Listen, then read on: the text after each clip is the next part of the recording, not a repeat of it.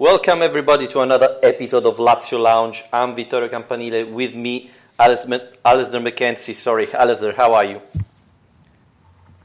Yeah, very good. Very happy to have seen another win today, and it was, thankfully a little bit less stressful than the game we saw on Wednesday. Another 4 goals, but a bit more comfortable this time, and really all round very positive game. Yes. Before talking about the games, let me thank the patron. We have new member joining this week, and so as we'll start from now, we're gonna thank them at the beginning of the show. So let's start with Alec Persson, Alessandro Di Cesare, Arvid Larsson, Axel Hasselstrom, James Simpson, Sam Wilson, and Stuart Duffy. Thanks for your membership. Thanks for your help and the faith you're giving us. Let's not forget that our membership starts from $2 a month. So, it's like offering us a coffee if you think the show is worthy. So it's not really that much, but it's mean a lot to us. So thank you very much. And remember, you can join us on our Patreon page, patreon.com/Lazio Lounge. And if you love the show, you can subscribe. And we're there. And we thank you for your help. Said this, Alistair, you were saying probably the best performance of Lazio this year. Is it right? Well, I was thinking about this, and I think it's definitely up there with the other standout games, which would probably be the 2 wins against Juventus and the win against Milan. But in terms of what you look for in an overall performance, you want goals, which we got plenty of. We had a really high-intensity game, particularly in the first half. Good tempo, created a lot of chances, and at the other end managed to keep a clean sheet. And, that's all against a Sampdoria team which has done well this season. Obviously has dropped in the last couple of months, but team. So I think to come away from that game with a 4-0 win and play the way that we did, for me, it's definitely one of the most complete performances Lazio put in. And you don't have to forget that it was really a busy week for Lazio in the last 7 days.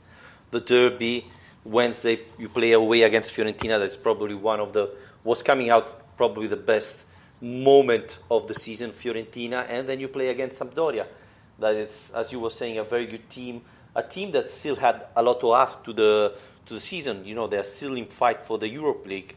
So very tough moment for Lazio, very tough matches in a row for Lazio. And, coming off with 7 points, I think it's very, very positive for the rest of the season.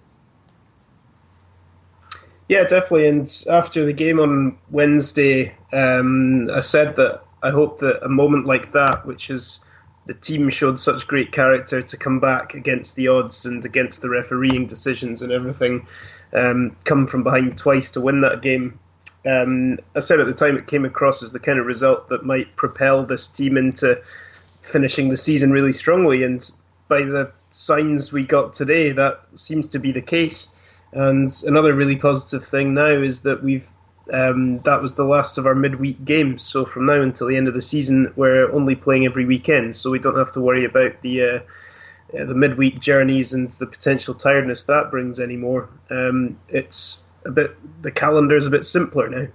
Yes, and one of the biggest advantage about that is that Inzaghi has more time to prepare for the next match, and this is something he complained since the beginning of the season, saying last year was much easier for me because I had 2 days to prepare tactically for this match, for the next match, while playing on Thursday you pretty much have only Saturday to prepare the team for the next match. So it wasn't a lot, and it's never easy in just 1 day prepare everything. So this is a big advantage.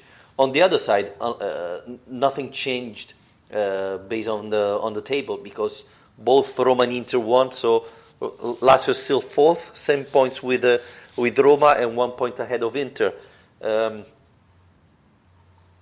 While Roma was playing against Spal away, and Inter was playing against Chievo, who is risking to get relegated. It could be a very good week for Lazio and didn't. Yeah, but I mean, it's the classic thing that you'll hear the managers saying all the time is completely true, which is that you can only really focus on what you're doing, and to get the 3 points is all you can really ask for, and then if it happens, it happens. I mean, the fact is that if we do win our remaining 4 games, we're in the Champions League, so that's all you really need to focus on. Lazio don't need favours from anyone else to reach the Champions League now. It's simply a case of win those 4 games and we're there. So yeah, like you say, I think that's a good point that Inzaghi has more preparation time, can do more tactically, or have more time to coach the team ahead of particular opposition and how to exploit them or how to defend against them. And that's going to be really important considering the quality of opposition we've still got to come up against. And I think last weekend as well, or in midweek, when you see Crotone, you think of as being the weakest team in that run-in, and they go and get a draw against Juventus. So there's no easy games left. No, and it's really important from now on that, it's not how good the team you're playing against is are they really fighting for something? That's going to be, for me, the biggest difference. And you said it correctly, Crotone is still alive and fighting for staying in Serie A, and so they have much more willing to win or to get points than other teams that are pretty much outside of anything. For example, next Sunday Torino is pretty much out of Europe League. So, I'm not saying that they won't fight, but probably the motivation Lazio have are higher than Torino. That it's very hard after losing today that they have chance to get to the Europe League. So it could be, and same thing for Roma and Inter. If Juventus wins tonight, then they probably have won the Scudetto, and so they can play. They have less motivation playing against Inter and Roma that are still fighting for something.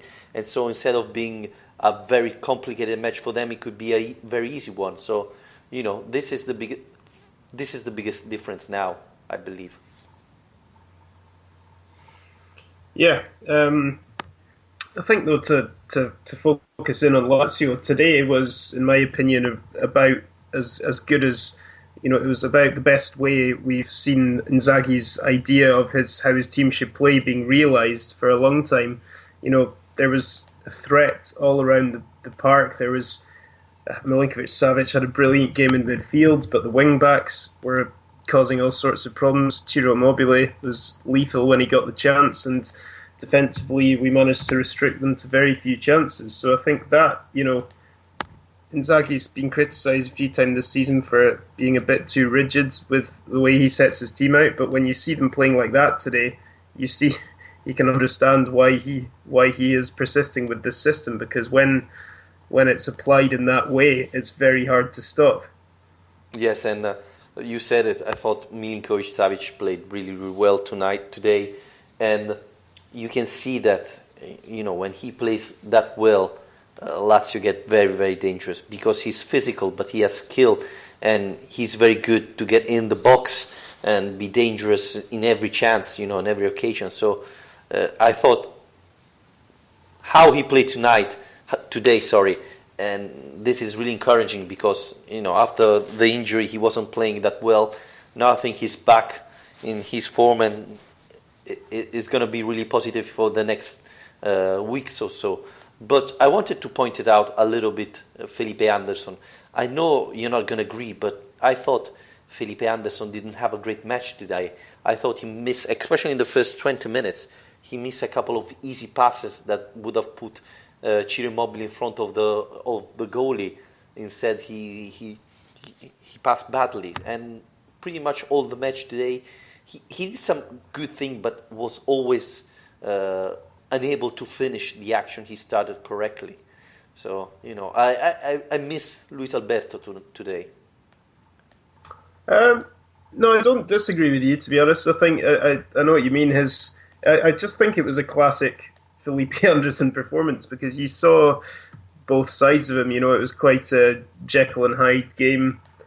The best of him was on show, which is his incredible technical skills, beating defenders, dribbling, setting up chances. But then the worst of him was also on show, which was the occasions when you see him not fighting for the ball once he's lost it, giving away sloppy passes, and making bad decisions, and trying to do things himself a bit too much. He can be guilty of being quite a selfish player.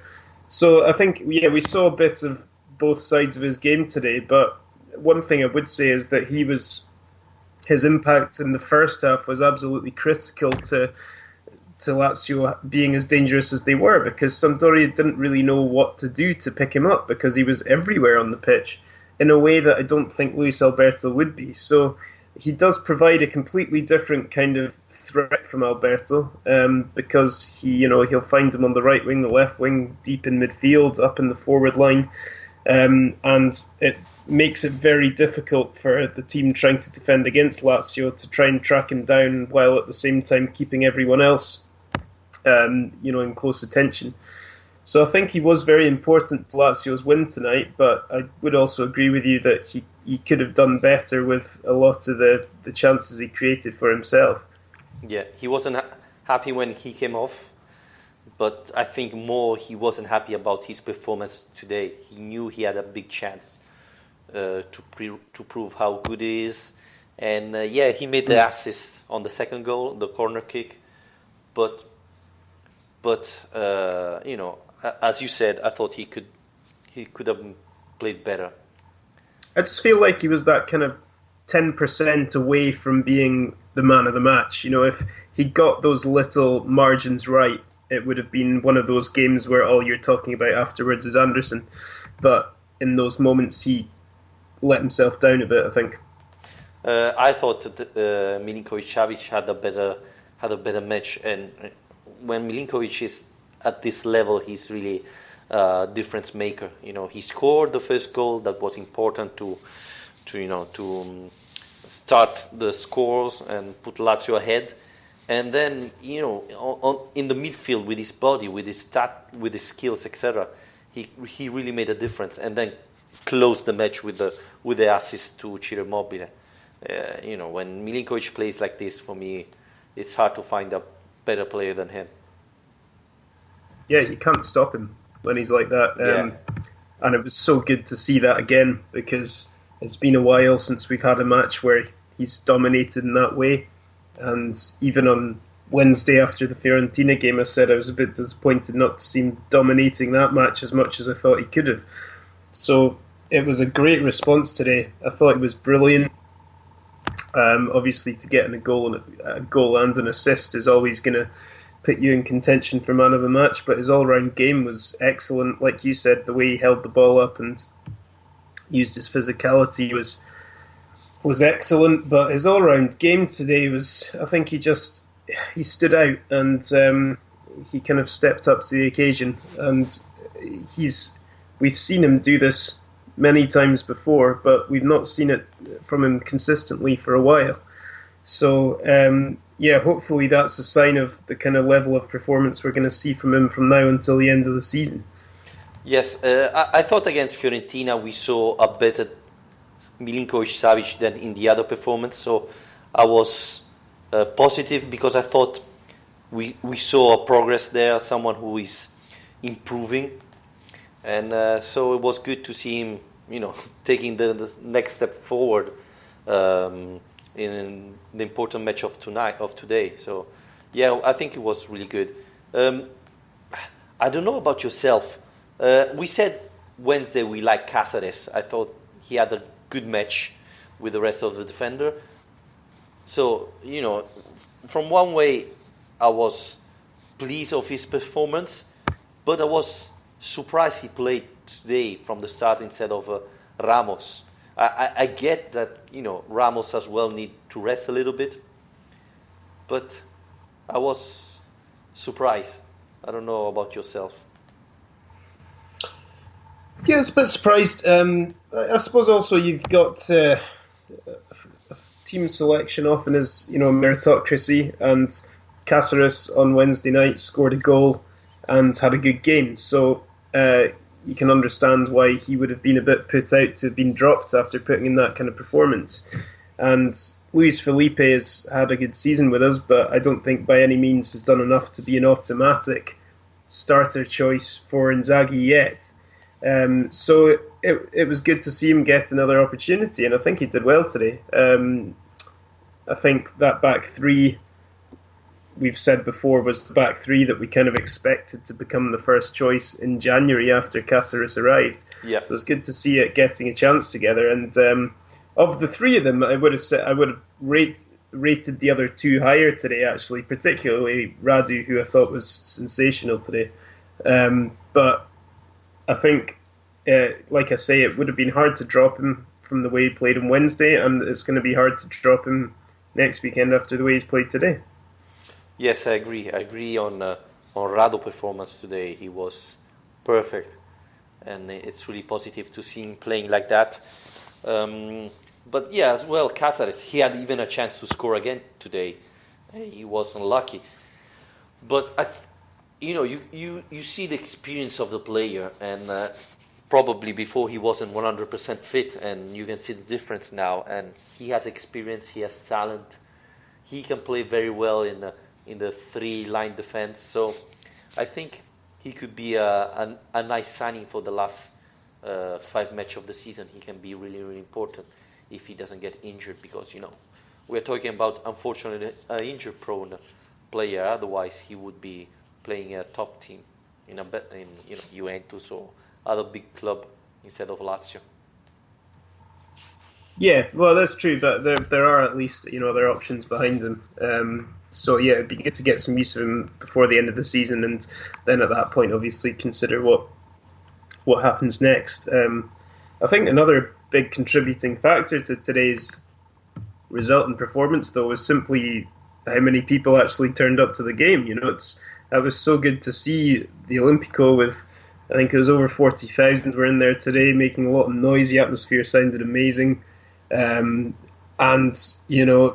you could tell that it had an impact on the players. And Milinkovic-Savic, after the game himself, said it was the most beautiful thing about that game today was to come out onto the pitch and see a full stadium. So, that's something we've criticised a bit on this show this year, is that this Lazio team hasn't been necessarily getting the support it deserves every week. But hopefully the rest of the home games it's going to be like that, because I think that made a big difference today.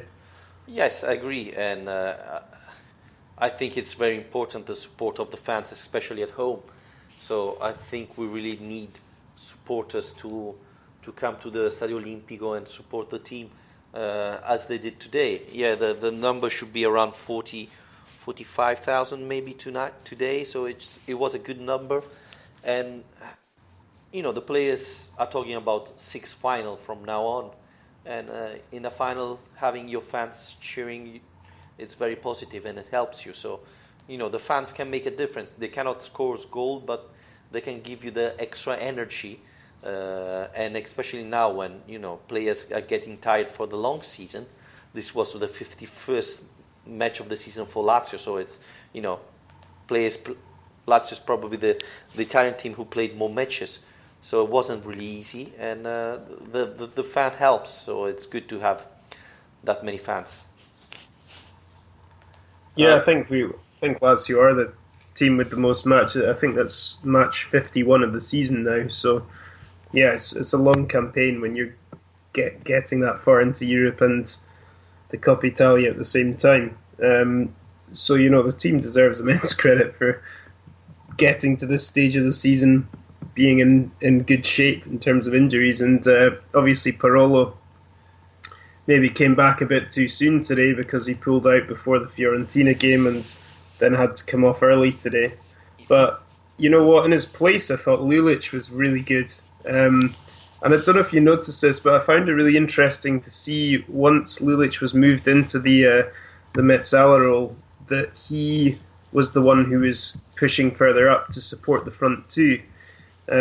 Usually that's Milinkovic-Savic, but Lulic was the one who was being pushed the furthest forward, and presumably in order to be able to just use his engine. And Lazio are playing a high pressing game, and you have basically your fittest guy on the pitch in the final third, chasing people down, putting pressure on. I thought that was a really smart move because it seemed to work, and Sampdoria couldn't get out their own half for quite a long time in the first half. So I was really impressed with Lulic today. Actually, I thought he did very well after moving inside.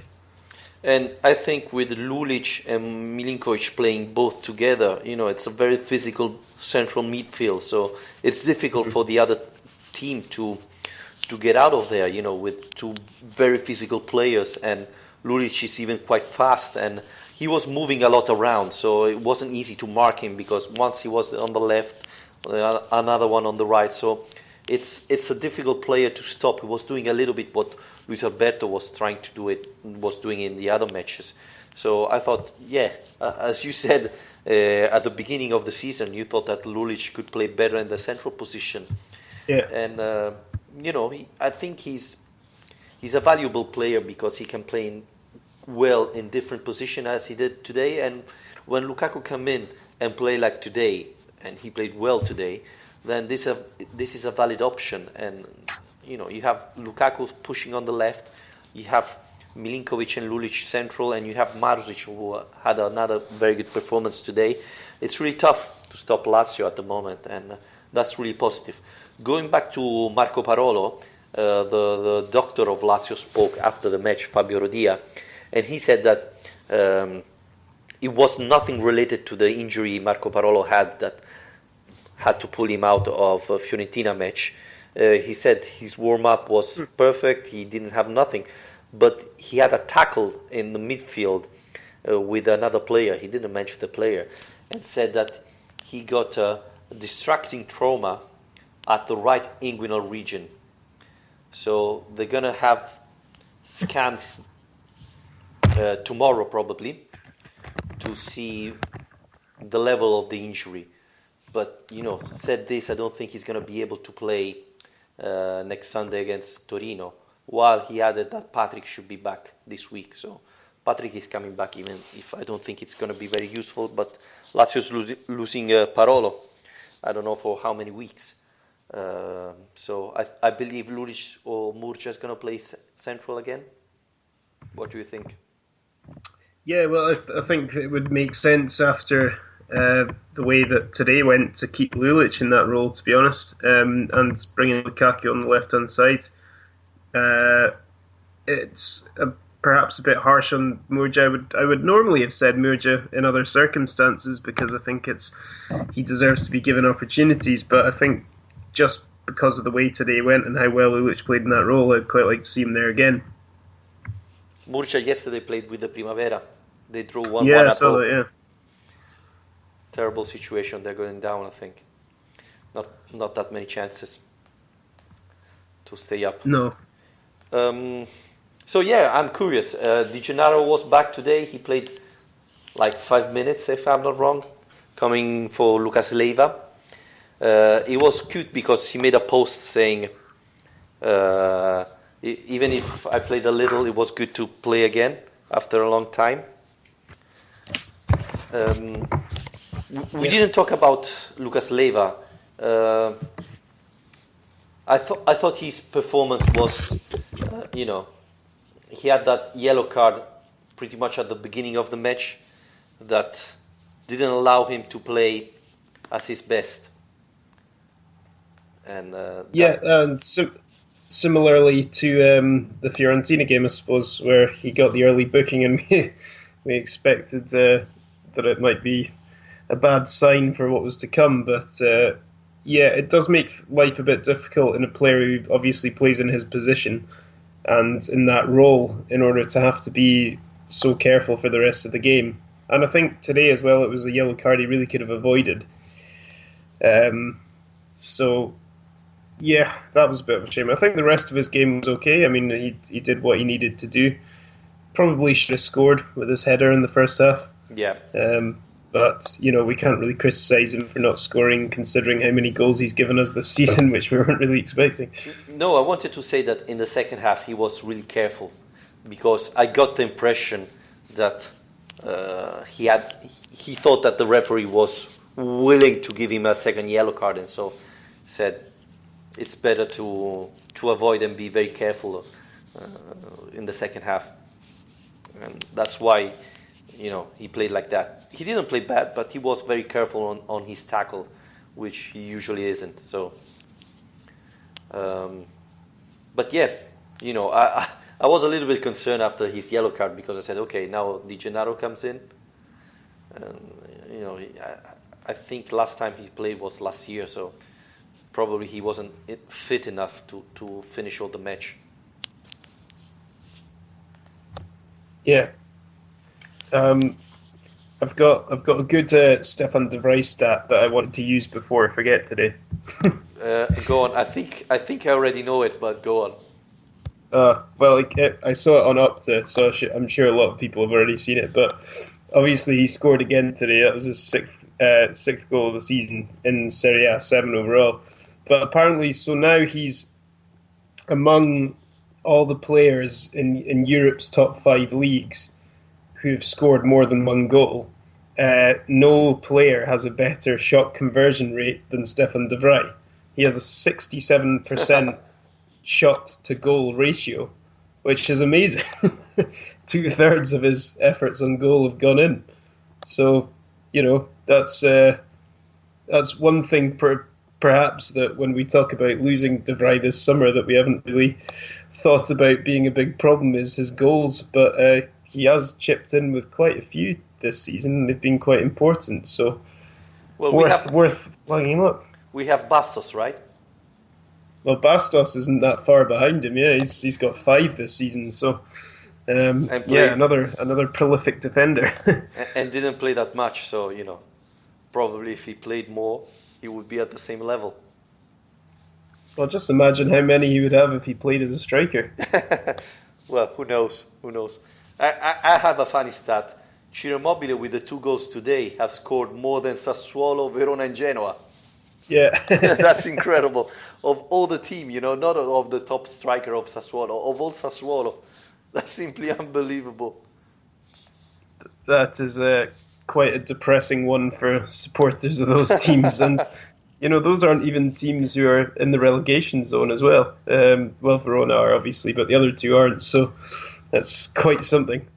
Yeah, absolutely. It's incredible. Alistair, we have the first question from one of our patrons, Stuart Duffy, regarding Milinkovic-Savic. If we receive a bid of approximately 100 million, what do we do? You sell it? And great performance first half today, throughout, enjoyed it, and a huge confidence boost for remaining games. What's your thought, Al? Well, yeah, I mean, it's the big question, really, which we've kind of confronted time and again throughout the season. But I think, to be honest, if it ever gets to a point where Lazio are receiving 3-figure transfer sums, then they're going to be taking it. Lotito obviously strikes a hard bargain, and he's not going to let Milinkovic-Savic go for less than what he believes his value is. But I think even Claudio Lotito is unlikely to say no to 100 million. It's the kind of sum which would be a real game changer for this club. Usually we'd have to sell 3 or 4 big players in order to raise that much money. The only concern I would have is the obvious one, which is that Lotito's not particularly good at actually reinvesting these large transfer sums into the squad. So I think if such a fee was to come in, added to the fees that we got last summer, we need to, as a fan base, demand that it's reinvested, particularly if we qualify for the Champions League. And the thing is, if you sell a player with the talent of Milinkovic-Savic, you lose him and you can bring in 3 Champions League quality players in his place. Is that bad business? I don't think it is. I think when it gets to that much money, as long as it's actually put back into the market in the summer, you've got to take it. And you have to you don't have to forget that Milinkovic-Savic contract is not expiring very soon. He just renewed it. So, Lazio is not desperate to sell him this summer. Probably next summer would be better. And I think Milinkovic still can improve a lot. So, on one side, it would be a shame to sell him this summer. But, if we are talking about three figures, like, there are rumors about 120 from Manchester United, etc., that would be a really interesting figure for, I said it, one of probably the best midfielder in Europe in the next years. So, you're going to lose a big player, but Lotito will have a lot of money, and considering the one of Keita that haven't been reinvested, etc., Lazio really have a big pot to bring 3-4 Champions League type players at Rome this summer. And if you sell Milinkovic, that's the thing you have to do. There are not excuses anymore, and Lotito and Tare has to work on that. And to be honest, there are some spots. De Vrij is leaving. You need to get a very good central defender. Casarez will stay, and he's playing well, but you need more options. And so, you'll need to buy 2-3 good players, good Champions League players. And so that money will be needed and hopefully spent this time. Yeah, but obviously spent smartly. There's endless examples of clubs who've, spent a lot of money without really getting value for their money. The two Milan clubs, for example, if you think about the number of players they've spent 20, 30 million euros on in the last few years who really haven't justified it. Money is not always going to solve all your problems, but it's just something that Lazio are always having to find the bargains and the diamonds in the rough, whereas actually being able to enter the market with Champions League football as a selling point to players and a big transfer kitty is a position we're not really used to. But in order to compete at the Champions League level, we're going to need to get more quality of depth into the squad. Yes, absolutely. And probably what's missing now for Lazio are not the starting 11, but the subs. We can say that probably Lazio has 2-3 subs of a very good level, but after that, the level dropped dramatically. And especially if you're fighting for the Champions League, you probably need a lot of other 5-6 players of that level. Juventus is the perfect example, I think. Juventus has, obviously we're talking about different, teams with the. Juventus can spend much more than Lazio, but the great power of Juventus, the biggest difference is Juventus has a very strong starting 11, but then has, other 10 options that, if not as good as a starter, are nearly there, so the level doesn't drop, and this allows Allegri to rotate and to compete on different, competition, while Lazio at the moment doesn't have. Patrick is an example. He gives everything he has, but he's not a Champions League player, to be honest.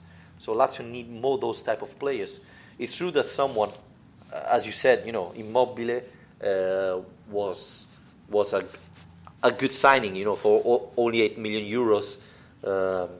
Murcia came from the Primavera, etc. But not all the time you can do that. You have to buy even well-known and players with experience. That makes the difference, I think.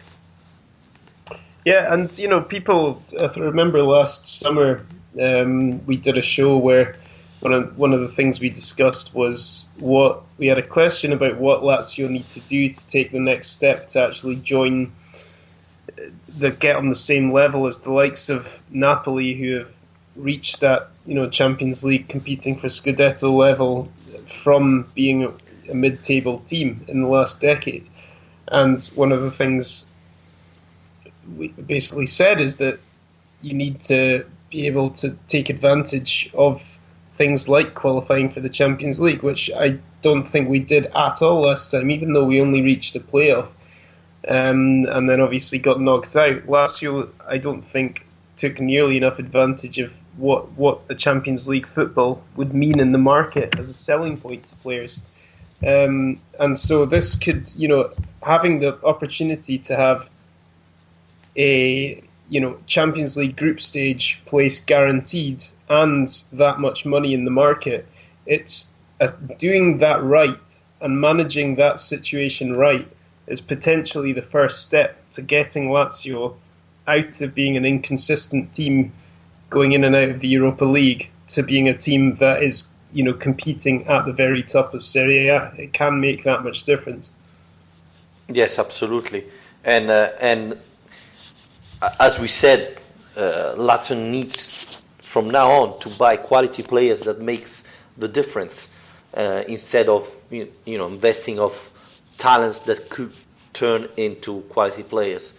So if Lazio sell Milinkovic-Savic, then they have to invest and buy some quality players.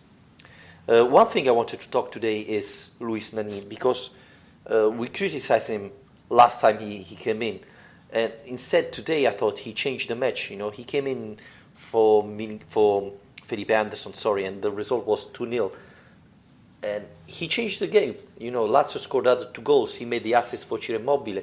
He recovered the ball that then gave to Milinkovic-Savic for the assist for Ciro Immobile.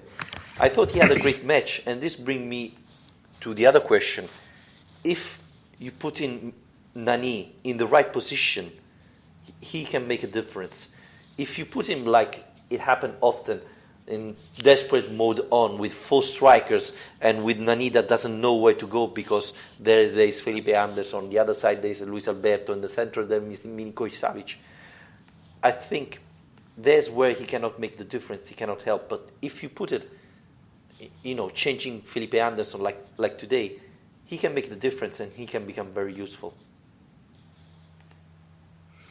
Yeah, he can't. I mean, he's really not had many opportunities this season, and he was interviewed after the game and said that he would have liked to play more, but I just think I can't see him having a future at Lazio really, no matter what happens between now and the end of the season. I agree, I think he made a good impact today, but in a way it was the perfect opportunity to make an impact because you've got 10 minutes and you're already 2-0 up, the game's essentially won. But he did look very hungry, he wanted the ball. And I think his first touch was a shot, so he obviously was very positive on the front foot. But I just don't see, I think after what we've seen this season, I'm not convinced he's really an option in that number 10 role. And given that we've got Alberto and Anderson in front of him, I don't really see the need to keep him on, to be honest. Well, I don't know. It depends a lot on what Simone Inzaghi believe of him. I thought he was in a very difficult position because he came at Lazio injured, so he had to lose the beginning of the season just to get fit. Then he started playing a little bit, then he got injured again, and then Felipe Anderson came out, so it was tough for him. Starting from the beginning would be much different for his performance. But the player as well has to be happy to stay here. Probably a player like Nani is not happy of playing that little, but if Lazio get to the Champions League, then he could be interesting in staying. So it depends on a lot of factors. Saying this, you said that the number 10 position is occupied at the moment. This brings me to another thought. I don't think that if Milinkovic-Savic is leaving, Lazio would sell Luis Alberto to Barcelona, and the other way around. If Luis Alberto comes and say to Tari, I want to leave because I want to go to Barcelona, I don't think Lazio would sell Milinkovic-Savic at that point. No, I can't imagine both of them going. But to be honest, I can't really imagine the Alberto to Barcelona thing happening, to be honest. I don't know about you, but it seems like I know scouts had turned up to that game, but I doubt the scouts were at that game only looking at Alberto. And like I said last week, there's a lot needs to happen before a scout report turns into an offer. So But yeah, I'd find it amazing to see Milinkovic-Savic and Alberto leave in the same summer, particularly if we finish in the top four. But that's going to be a big incentive, and I think both of these players as well are aware of the fact that Lazio is a good place for their development. I mean, Alberto, Lazio has essentially rescued his career, and the form he's had with us has actually helped him make him relevant again in the European stage in a way that he wasn't really for the last few seasons. So I think he knows he's got a key role at this club, and that it suits him, and he has a good relationship with his teammates. So I don't think he needs to move on. And exactly the same thing could be said of Milinkovic-Savic. I think that move is more likely to come around because of the financial implications than because of any desire of the player to get out. Yes, I think the positive thing is that both players are happy at Rome. It's not Biglia or Keita situation that they want to leave, and Lazio is trying to keep them. So that's much different, and that could be very positive for Lazio. I don't think both of them will leave. I'm not sure Milinkovic is leaving because, as I said, Lazio has a long contract with him, and so they could keep him, especially if he's happy to stay, and Lazio qualified for the Champions League. Before going to the other questions, Rami Algendi put out a nice stats. De Vrij scored more goals than Kalinic, Mandzukic, Cuadrado, and Nainggolan. Yeah, That's all these bad. players they're all playing in the wrong position, these defenders. Yes, probably. Etano, thoughts on Casarez? I thought he got lucky a few times, but overall good. Should we play the rest of the season now instead of Luis Felipe? Felipe, what is going on with Parolo? Nani looked all right in the 10th role for what little time he played. What do you think about him staying now? Alistair, do you want to start? There were a few questions there. I'll do the last one first. I don't think, like I just said, I don't think that what Nani does between now and the end of the season is really going to make much of an impact on whether he stays or not. I think that the club's mind is probably already made up. And the fact that he's been used so little by Inzaghi this season suggests that Inzaghi's not going to be desperate to keep him at the club. And considering how much money he's going to cost the club to actually keep him there, combine that with his age, I can't see it happening. I don't know, would you agree with that? I'm not sure. Honestly, I'm not sure because usually Tare is very honest. And when he said that they're happy about Nani, I think there's something there. I think it's not going to depend a lot on Lazio, but more on the player. If Nani believes that next year he will have less space, then he will leave. If he thinks he has his chances to play, then maybe he can stay. I don't think it's going to be Lazio deciding on this. Possibly. I mean, if it was up to me, I wouldn't bother spending millions of pounds on him. I'd be happy to say goodbye and thanks for the effort and look elsewhere. The other question was that regarding Casarez or Felipe. Yep. Yeah, I mean, I suppose we already touched on that a bit earlier as well.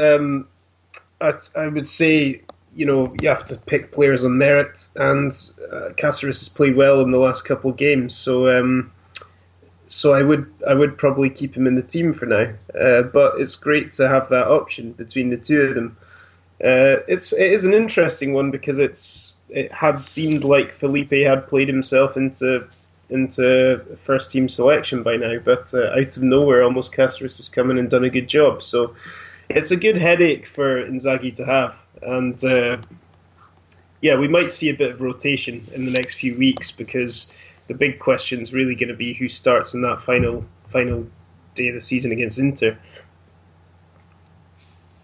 Yeah, I think Casarez is going to be a very good option, but Luis Felipe proved to be valuable, so I think Inzaghi is going to rotate them till the end of the season, so that's good. Parolo, we said already, his injury situation. So I think we reply to this question.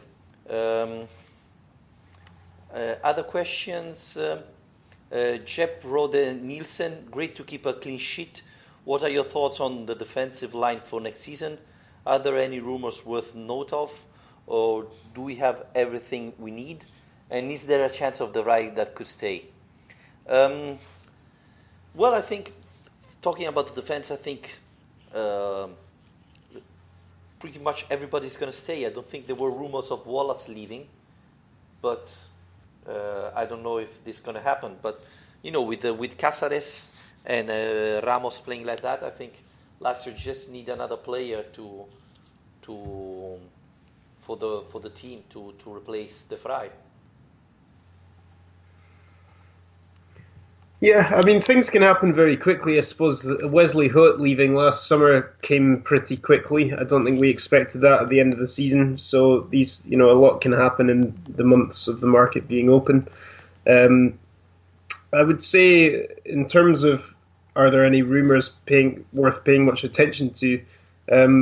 Iglitari, as always, was interviewed before the match today and ended up telling journalists that he's got a plan, but that they aren't thinking, the club aren't thinking about any of the names that are being linked with moves to Lazio. So if you believe Iglitari, then no, it's not worth paying much attention to any of the rumours that have been going around.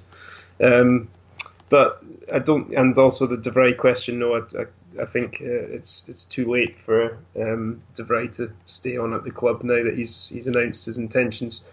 But yeah, I mean, obviously De Vrij's the big one. He'll need replaced with a big player, but I would also like to see another more reliable, experienced defender come in alongside him this summer, because, like I've said before, I think Wallace and Bastos are too error prone to have to be relied upon in at that level. One thing about the rumors related to Lazio, the thing is that while, for example, FIGC published a nice document this week about the fees, about the agent, and you can see that Lazio is if not the team that spend less in agent, one of them. And the reason is Tare wants to do everything on his own. He doesn't rely to agent. What happens is that, for example, for Brazilian players, there's one agent that is responsible for Italy, one for Spain, etc. So if you want to buy the player, you go to that agent that is not the agent of the player, has simply the authorization to talk about selling that player in that area. Or other thing like we saw for AC Milan with Morata. Galliani talked with an agent that wasn't Morata agent, but knew very well the player and the club, and said, okay, I'm going to work for doing this transfer. So Lazio doesn't use agents like that. The Tare goes directly to the player, to the club. And that's why you won't hear a lot of real rumors about Lazio, because less people are involved, less are the chance that the rumors pop up. Less agent involved, then less people will talk and know about what's going on. So that's why you hardly hear real rumors about Lazio. They're pretty much journalists that invent, saying, okay, Batstuber is going to be a free agent next year. Who needs a defender? Mm-hmm. Lazio needs a defender. Batstuber is friend of Klose. Perfect. He's going to Lazio with no relationship or things about it. And the problem is that, as I said, while Milan like to talk with agents that complete the transaction, Tare goes directly, or Lotito does the thing directly. So it's difficult that the rumors pop up and you get news. So that's why it's usually very silent to Lazio, and all names that come out usually doesn't turn into signing. So that's a little bit of an explanation about this silence. But I believe that Tare is already looking for a replacement for De Vrij.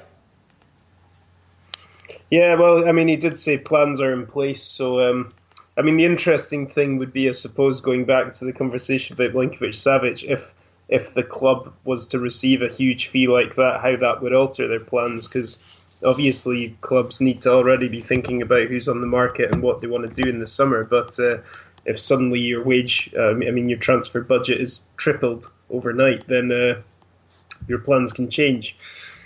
But that's quite interesting about the agents. I think I think particularly Italian football in general, I would say, but particularly in Italy, a lot of the transfer speculation is worth ignoring.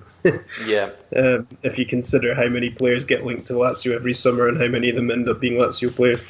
Yeah, there are those 2, 3 journalists you can really trust. All the others are pretty much picking up rumors or making themselves so not worthy to trust them. Ramel Gendi, which trio have been better? Ramos, De Vrij, Radu, or Casarez, De Vrij, Radu? This is tough. Well, we've not really seen much of Casarez, De Vrij, Radu apart from tonight. So it's quite hard to say, to be honest. Although they got a clean sheet tonight, which is something Lazio haven't found easy to come by this season. So, yeah, I don't know. I mean, it just comes down to a question of who you prefer between the two of them. And I think it just is amazing, really, when you take a step back from the situation and actually think about the question you're asking and think about the start of the season. It would be amazing to believe that we'd be having this conversation of whether you prefer Luis Felipe or Casarez in that defence. He's just developed so quickly this season, Felipe, and has a really bright future. Yes, I agree, and it's good to have this option, right? We were talking before that the biggest issue for Lazio is that not all the subs are the same level of the starter, and you can say that Ramos and Casarez are probably at the same level. Casarez probably has more experience, maybe has a little bit more pace. Ramos has usually a better position and is very good in the sliding tackles. So I think they are good. Obviously, Ramos can improve. Casarez, if he keep fit and not get injured again, has a lot of experience. So Lazio need to buy those type of players that can come in and keep the level of the team very good. Yeah, I agree. And also particularly on the left as well, because Radu's our only natural left-sided defender we've got there, and he's had an exceptional season, but I don't think we can rely on him to be playing another 60 games next season. We need to have an alternative to him in case there's an injury problem. And the other thing is you always want pressure to be put on players. I don't think you want anybody to be feeling too secure in their position in the way that several players in this Lazio team will do at the moment. And I think that's probably something that's helped get the best out of Luis Alberto this season, is the knowledge that if he's going to keep that place in this team, he's got Nani and Felipe Anderson, two very high-profile players desperate to take that spot off him, and that must have helped in order to actually get that level of performance out of him consistently and make him the first choice. There's something strange, I would say. Since Inzaghi came in, the injury of Radu dramatically dropped. Usually he was a player who wasn't able to play a lot of consecutive match. Instead, since Inzaghi came in, I think the last 2 seasons were the season where Radu played much more games than in the past. So this is quite impressive and it's bizarre. So, but I agree that Lazio need other players available for replacing Radu. So I think, especially with all that budget Iglitare is going to have this summer, you can buy some valuable replacement. Alexander Mikkelsen, Lucas Leiva, Senad Lulic and Parolo are all over 30 and not getting younger. They are our strongest player, but should we already now start to looking at replacement? Also, are we going to play a new season in 3 competition next season? Yes, we're going to play 3 competition because tonight we qualified for the Europe League. So it's official. At least we are playing the Europe League. Talking about Leiva, Lulic and Parolo. Well, Parolo, I think he's 33. So maybe a replacement for Parolo could be useful. Lucas Leiva, if he plays like this, I think he can play at least other 2-3 seasons at this level. I don't know if you agree. Yeah, definitely agree. He's still fairly young, and yeah, he's got the legs, got the fitness. But I think the point that he's raised there is a good one. There is obviously a big benefit to having experience in your team, but ideally you want to see youthful alternatives coming through at the same time. And at the moment, we don't necessarily have too much of that. Obviously, there's Mojo and Milinkovic-Savic, the two kind of young midfielders we've got, but we've also got Danilo Cataldi likely to come back to the club as well. And you mentioned Minala last week as well, Yeah. who's out on loan at Salernitana. So there are a few here and there. It's just that they're not necessarily the most reliable. Obviously, Milinkovic-Savic aside, in terms of the consistency that those three players he named offer versus the consistency that our youth players offer is a big difference. So, but yeah, I mean, it's something that Tari's usually quite good at is finding these young players. So hopefully that can be added to the squads because like you say, with Pearl at 33 particularly, we're going to need to start giving him a bit more rest time. Yes, I think the perfect solution, in my opinion, is you bring a Cataldi, Minala to the summer training, and you buy at the same time some valuable midfielder, and in the summer friendly you decide if Cataldi, Minala are able to play at this level, and then you keep them, or otherwise you send them on loan and keep those players you bought that think can make the difference. I think that's a better option. I think you have to start giving Minala and Cataldi a chance. I would bring back even Lombardi, honestly. Yeah, I mean, and also don't forget that last summer the squad went off to Aronso di Cadore, and at that point we thought Luis Alberto didn't really have any future in this team after his first season, and he was being played as regista in those pre-season games, and I remember us talking about it at the time, thinking it was, a bit of a strange situation to see him playing in that position, but I'm wondering if there was really going to be a role for him in this team, and all of a sudden he's become a star player for Lazio. So, I completely agree. I think there's definitely a big benefit of just getting the players you own together and seeing what they can do, first of all, to actually evaluate that. And those guys we've got out on loan at various places do deserve to be given a chance, at least. And like you say, the transfer market's long, but the other side of that is that Inzaghi would like to have the new players come in sooner, so that he can work with them in pre-season rather than having 3 weeks training and having friendly games and then suddenly have a new player. Yes, it's going to be different this summer because the transfer market would close earlier than usual.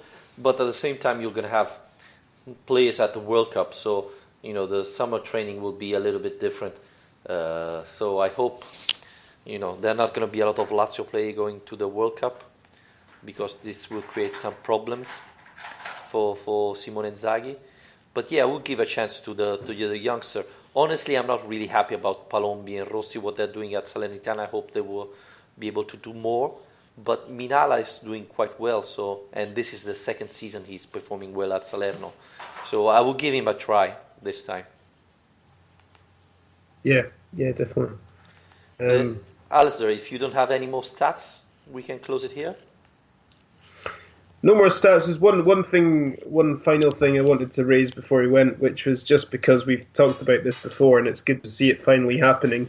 Is that there is a Lazio shop opening in the centre of Rome, finally, which I saw today. It's going to be just off Via del Corso, and we spoke last summer, I think, in that same episode I mentioned before about what the club should be doing to market itself better, and that was one of the big things. So, finally good to be able to see Lazio being represented in the centre of Rome, finally. Yeah, cool. I didn't see this news. I know there is a Macron shop in the center, but that's not a Lazio shop. It's a Macron shop, but obviously Lazio is the biggest partner of Macron, and so There's a lot of Lazio content there, but yeah, it's good to finally have a shop, a Lazio shop in the center of Rome. That was something that was really, really missing. So I think we can wrap it up. Thank you everybody for listening, and remember that we have our Patreon page. If you like the show and want to support us, you can join us on Patreon. The cheapest membership is Aquilotto, is $2 a month. Then you can, if you really want to help us more, there's from $5 to above, and you get part of the merchandising. And next Wednesday there's no matches, but we're gonna do the show, right, Alistair? Yep, absolutely. Exclusively only for our Patreon member, as there's no matches. So if you want to join even the show next Wednesday, you have to become a membership of our Patreon page.